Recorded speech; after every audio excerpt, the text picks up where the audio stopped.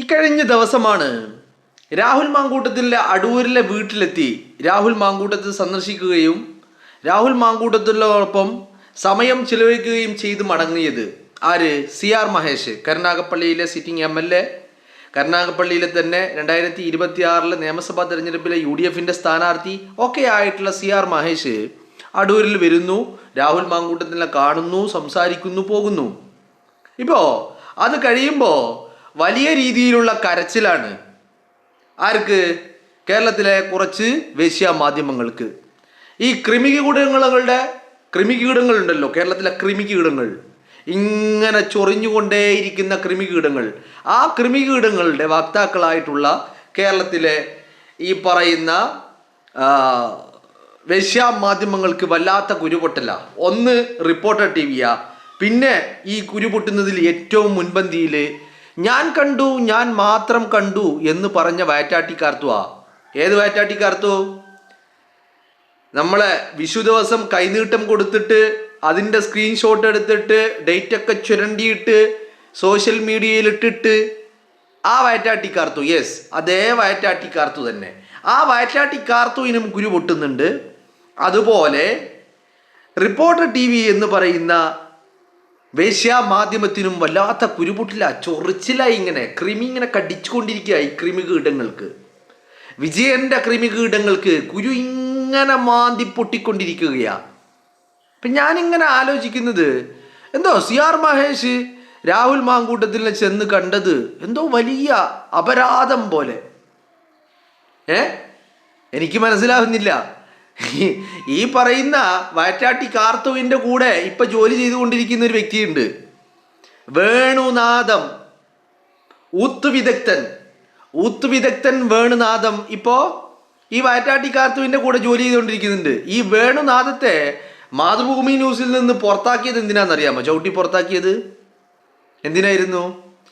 തൻ്റെ ജൂനിയറായിട്ട് വരുന്ന സഹപ്രവർത്തകരായിട്ടുള്ള യുവതികളോട് രാത്രികാലങ്ങളിൽ നാളെ ബ്രാ ഇടാതെ സ്റ്റുഡിയോയിൽ വരണം, നാളെ ഷഡ്ഡി ഇടാതെ വരണം എന്നൊക്കെയുള്ള കോഴിത്തരം കാരണമാണ് വേണുനാഥത്തെ പിടിച്ച് പുറത്താക്കിയത്. ആ വേണുനാഥം ഇപ്പോൾ വയറ്റാട്ടി കാർത്തുവിൻ്റെ കൂടെയാണ് ജോലി ചെയ്തുകൊണ്ടിരിക്കുന്നത്.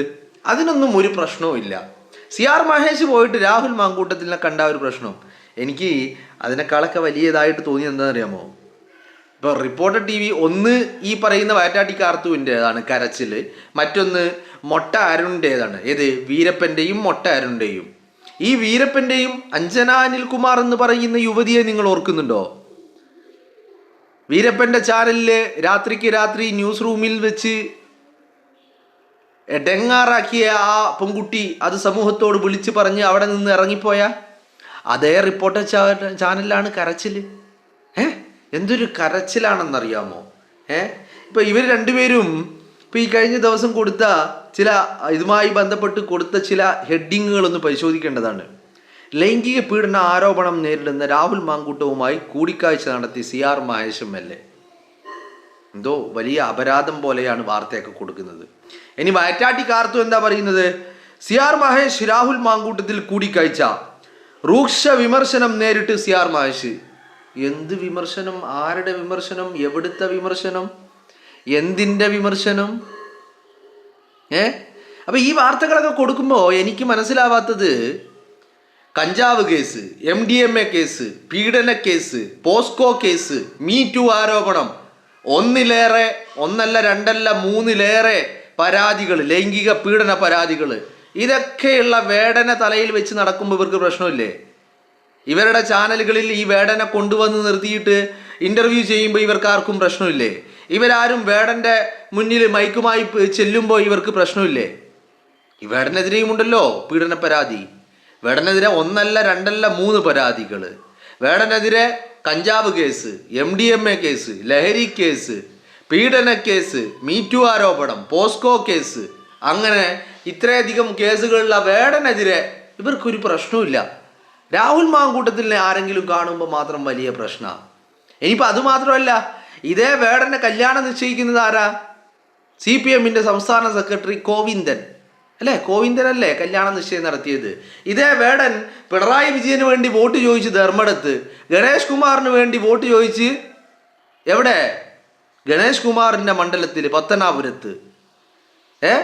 എന്ന് പറഞ്ഞാൽ LDFിൻ്റെ സ്ഥാനാർത്ഥികൾക്ക് വേണ്ടി വോട്ട് ചോദിച്ച് വേടൻ ഇങ്ങനെ കയറി നിറങ്ങുമ്പോൾ ഈ പോകുന്ന സ്റ്റേജിലൊക്കെ വേടന് പീഡിപ്പിക്കാനും ബലാത്സംഗം നടത്താനും വ്യഭിചരിക്കുവാനും പ്രത്യേക റൂം സെറ്റായി കൊടുക്കുക. അതൊന്നും ഒരു കുഴപ്പമില്ല.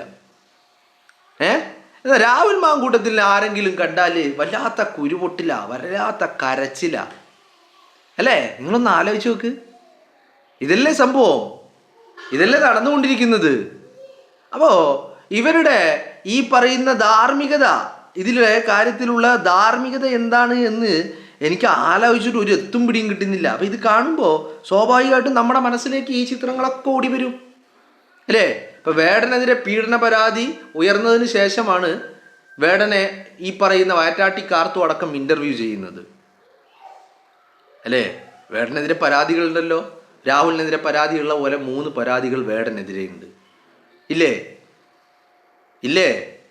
വേടനെതിരെ കഞ്ചാവ് കേസുണ്ട്, MDMA കേസുണ്ട്, പിന്നെ പോസ്കോ കേസുണ്ട്, മീറ്റു ആരോപണങ്ങളുണ്ട്. ഇതൊക്കെയുള്ള വ്യക്തിയെ ഈ പറയുന്ന ആളുകൾ കൊണ്ടു നടക്കുമ്പോൾ ഒരു പ്രശ്നമില്ല. ഗോവിന്ദൻ കല്യാണം നിശ്ചയിക്കുന്നു, വിജയൻ പിന്നെ കൃമികീടങ്ങൾക്ക് തുള്ളിച്ചാടാൻ വേണ്ടി വേടനെ കൊണ്ടുവന്ന് ഗാനമേള നടത്തുന്നു.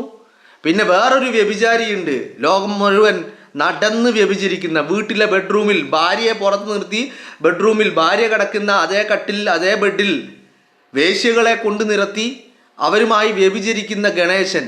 അവന് വേണ്ടി ഈ വേടം പ്രചരണത്തിന് ഇറങ്ങുമ്പോൾ ഒരു പ്രശ്നവുമില്ല.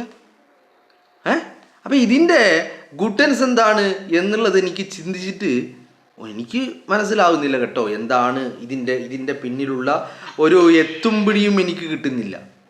മനസ്സിലായില്ലേ? അപ്പോൾ ഇതാണ് ഇവറ്റകളുടെ ധാർമ്മികത. മനസ്സിലായില്ലേ? ഇവർക്കൊക്കെ വല്ലാത്ത കുരുപൊട്ടല. എന്താണ് പ്രശ്നം? ഇപ്പോൾ രാഹുൽ മാങ്കൂട്ടം ഈ മെയ് 4-ന് UDF അധികാരത്തിൽ വരുമെന്നുള്ള കാര്യം എല്ലാത്തിനും നല്ല ഉറപ്പാണ്. ആ മെയ് 4-ന് UDF അധികാരത്തിൽ വരുന്നതോടുകൂടി വലിയൊരു തിരിച്ചുവരവ് രാഹുൽ മാങ്കൂട്ടത്തിൻ്റെതായി ഉണ്ടാകും എന്നുള്ള ഭയമാണ് ഇവറ്റകളെ ഈ കൂട്ടക്കരച്ചിലിന് ഇങ്ങനെ പ്രേരിപ്പിച്ചു കൊണ്ടിരിക്കുന്ന ഘടകം എന്ന് പറയുന്നത് അല്ലേ? അല്ലെങ്കിൽ നിങ്ങളൊന്ന് ആലോചിച്ച് നോക്ക്. വയറ്റാട്ടി കാർത്തു ഞാൻ മാത്രം കണ്ടു. വയറ്റാട്ടി കാർത്തു പോയിട്ട് വന്നിട്ട് പറയാണ് ഞാൻ മാത്രം കണ്ടു. അപ്പോൾ വയറ്റാട്ടി കാർത്തുവിന് പിന്നാലെ പോലീസ് പോവുകയാണ്. അപ്പോൾ ഇയാൾ പറയാണ്, എനിക്ക് പരാതിയില്ല, നിയമ നടപടിയുമായി മുന്നോട്ട് പോകാൻ ഞാൻ തയ്യാറല്ല. അതെന്നാ പറയുന്നത്? എപ്പോഴാണ് പറയുന്നത്? ഓഗസ്റ്റിൽ. എന്നാൽ ആ ഓഗസ്റ്റ് കഴിഞ്ഞു, ഒക്ടോബർ കഴിഞ്ഞു, നവംബർ കഴിഞ്ഞു, ഡിസംബർ ആയപ്പോൾ തദ്ദേശ തെരഞ്ഞെടുപ്പിൻ്റെ 3-4 ദിവസം മുമ്പ് ഈ പരാതിയില്ല, നിയമ നടപടിക്ക് തയ്യാറല്ല എന്ന് പറഞ്ഞ അതേ ആള് പിണറായി വിജയൻ്റെ മുന്നിൽ പരാതി. നമ്മളെ നാട്ടിൽ എല്ലാവരും പിണറായി വിജയന് മുമ്പിൽ പരാതി കൊടുക്കുന്നതുകൊണ്ട് പ്രശ്നമൊന്നുമില്ല കേട്ടോ, ഞാൻ പറയാണ്.